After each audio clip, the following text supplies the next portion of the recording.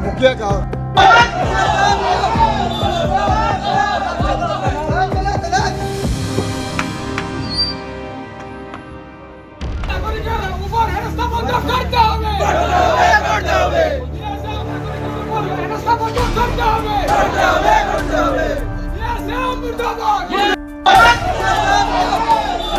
মানে মেইনলি কথা হয়েছে কি বেশিবে মানে তারা মারিয়া খাটিগুড়া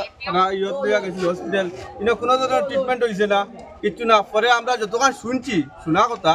মানে বিএসএফ মানুষটারে ফালাইয়া বিএসএফ বাগছে পরে বিএসএফ পাওয়া গেছে